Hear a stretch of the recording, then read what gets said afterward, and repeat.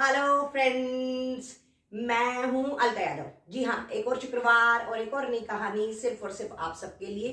और आज की कहानी का नाम है तीर्थ का कद्दू। एक बार की बात है, एक बार बहुत सारे लोग तीर्थ करने के लिए जा रहे थे और उस समूह ने संत तुकाराम जी को भी अपने साथ आने के लिए कहा। उसके बाद संत तुकाराम ने कहा कि मैं तो तीर्थ पर नहीं आ सकता हूं, लेकिन मैं तुम्हें एक चीज दूंगा और तुम उसको अपने साथ लेकर चले जाओ। उसके बाद तुकाराम जी ने उनको एक कद्दू दिया और कहा कि जहां जहां तुम जाओगे तुम्हें इस कद्दू को वहां वहां लेकर जाना है। जिस जिस स्थान पर तुम स्नान करोगे इस कद्दू को भी वहां पर स्नान करवा दीजिएगा। और जिस जिस मंदिर में तुम दर्शन करोगे वहां वहां इस कद्दू को भी ईश्वर के दर्शन करवा देना। उसके बाद सभी लोग तुकाराम जी से इजाजत लेकर उस कद्दू को अपने साथ लेकर चले जाते हैं। और जैसा कि तुकाराम जी ने उनसे कहा था, जहां जहां वो गए वो कद्दू को अपने साथ लेकर गए। जहां जहां उन्होंने स्नान किया उन्होंने पवित्र जल में वहीं वहीं कद्दू को भी स्नान करवाया।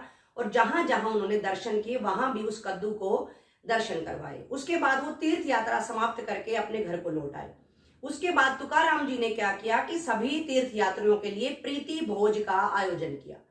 और जैसे ही सब लोग वहां पर आए तो तरह तरह के व्यंजन पकवान उनको परोसे जाने लगे। लेकिन सबसे पहले उनको उसी कद्दू की सब्जी परोसी गई जो तीर्थ यात्रा पर उन सभी तीर्थ यात्रियों के साथ गया था।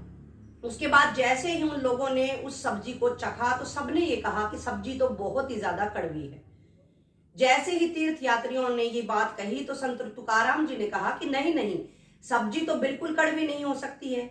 लेकिन सबके बार बार कहने पर कि सब्जी कड़वी है तो तुकाराम जी ने कहा कि लेकिन ये सब्जी तो उसी कद्दू से बनी है जो आप सबके साथ तीर्थ यात्रा में गया था।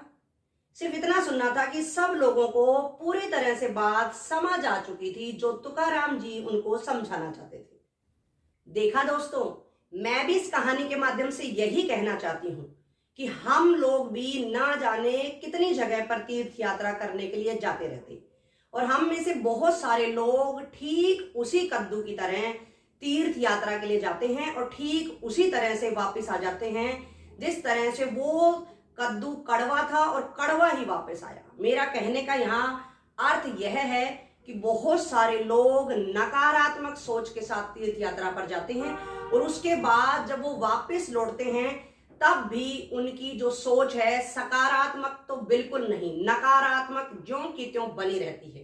तो मेरा आप सबसे यही कहने का अर्थ है कि तीर्थ यात्रा जरूर करें, लेकिन अपने स्वभाव को बदलें। अगर आपकी सकारात्मक सोच पहले से ही है तो उसको ज्यों की त्यों बने रहने दें। लेकिन अगर आपकी सोच नकारात्मक है और उसके बाद भी आप तीर्थ यात्रा से लौटकर उसमें कोई बदलाव नहीं करते हैं तो जिस तरह से उस कड़वे कद्दू की सब्जी कड़वी बनी, ठीक इसी तरह से आप लोगों की भी जिंदगी आपकी नकारात्मक सोच की तरह पूर्णतया नकारात्मक ही रहेगी। तो आप लोग तीर्थ यात्रा करें या ना करें ये आपके ऊपर है।